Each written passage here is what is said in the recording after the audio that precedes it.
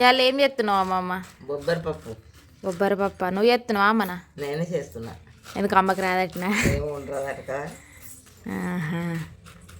వెనకట ఇదే చాలా చూసుకొని పోసుకుందాము, ఎంచుకొని పప్పు చేసుకొని కుండలలో సుతి పెట్టుకున్నాము. ఇప్పుడు కనుక డబ్బాలు గిబ్బలు అట్లా. ఇప్పుడు ఏం చేస్తారు వీటిని? పప్పు చేస్తాము. దంచుతావా? ఇసురు ఇసురుకున్నాము. ఇప్పుడు చిన్న దాంట్లో మీ అమ్మ దంచమంటుంది. ఎట్లా దంచుతానో ఏమో. దంచిగా ఇసురు రౌతులు ఇప్పుడు ఏడున్నాయి కానీ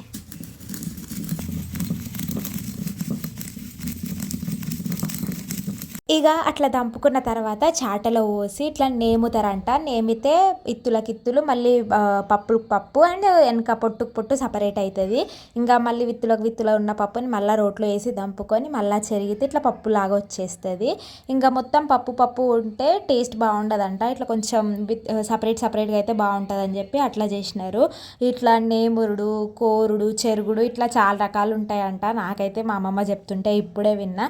మీరు ఎప్పుడైనా ఇట్లా బొబ్బరి పప్పు తిన్నారా? తినుంటే కమెంట్ చేసేసేయండి. మా అమ్మమ్మ అయితే ఇట్లాంటి పప్పులు ఇంకా చింతకాయ చారు టేస్టీగా చేస్తుంది. నాకైతే చాలా ఇష్టం. మీరు ఎప్పుడన్నా తినుంటే కమెంట్ చేసేసేయండి. కావాలమ్మమ్మ పప్పు వేయనీకి? పప్పు ఉడకబెట్టుకోవాలి, మొదలు పక్కకు తీసుకోవాలి, ఉల్లిగడ్డ కోసుకోవాలి, టమాటా కోసుకోవాలి, పచ్చిమిరపకాయలు కోసుకోవాలి, ఇంకేం కావాలి? కలెమాకు, కొత్తిమీర అన్నీ వేసుకొని పప్పు చేసుకుంటే సూపర్గా ఉంటుంది.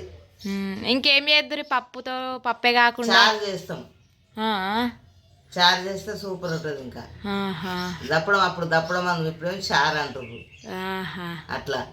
సరే సరే. ఏమేమి కావాలో మా అమ్మమ్మ చెప్పింది కదా, ఎట్లా చేయాలో నేను చెప్తా. చేసింది అమ్మమ్మనే. అమ్మమ్మ బాగా చేస్తా అని చెప్పి అమ్మమ్మతో చేయించిన. ఇంకా టమాటాలు, ఆనియన్స్ కట్ చేసి పెట్టుకోవాలి. పచ్చిమిర్చిలో ఉప్పేసి దంపి పెట్టుకోవాలి. అండ్ ఫ్రెష్ అల్లం ఎల్లిగడ్డ పేస్ట్. ఇంకా పప్పు ఉడకబెట్టి పెట్టేసింది అమ్మ. ఇంకా మంచి డీ బౌల్ పెట్టేసుకొని ఆయిల్ వేసుకొని ఆయిల్ హీట్ అయిన తర్వాత జీలకర్ర ఆవాలు వేసిన తర్వాత ఆనియన్స్ వేసింది. ఆనియన్స్ కొంచెం వేగిన తర్వాత కరివేపాకు వేసి, కరివేపాకు కూడా కొంచెం చిటపట అన్న తర్వాత అల్లం వెల్లుల్లి పేస్ట్ వేసింది. తర్వాత పసుపు వేసి, పసుపు కొంచెం వేగిన తర్వాత ఇంకా టమాటాలు వేసేసింది. కొంతమంది ఏమో పచ్చిమిర్చి పేస్ట్ టమాటాలు వేసిన తర్వాత వేస్తారంట. కొంతమంది ఏమో ఆనియన్స్లోనే వేసి వేయించుతారంట.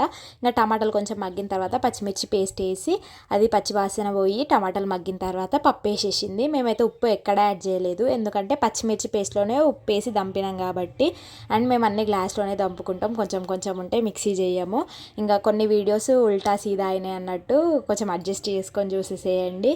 అండ్ పప్పు కొంచెం మగ్గిన తర్వాత కొంచెం వాటర్ వేసేసి మరి కొంచెం సేపు ఉడకబెట్టి అది కొంచెం థిక్ కన్సిస్టెన్సీ రాకముందుకే ఆఫ్ చేయాలి. ఎందుకంటే వాటర్ ఉన్నప్పుడు ఆఫ్ చేస్తే అది పప్పు కొంచెం చల్లారిన కొద్దీ థిక్ కన్సిస్టెన్సీ అవుతుందంట. అండ్ పప్పు కాగానే వేడివేడిగా అన్నం వేసుకొని పప్పు వేసుకొని నిన్న చేసిన గారెలలో పెట్టుకొని తినేసిన. ఇంకా మా అమ్మతో ఏమైనా రెసిపీస్ చేయించమంటారా? కమెంట్ చేసేసేయండి. మీరు కూడా ట్రై చేసి ఎట్లుందో కూడా కమెంట్ చేయండి.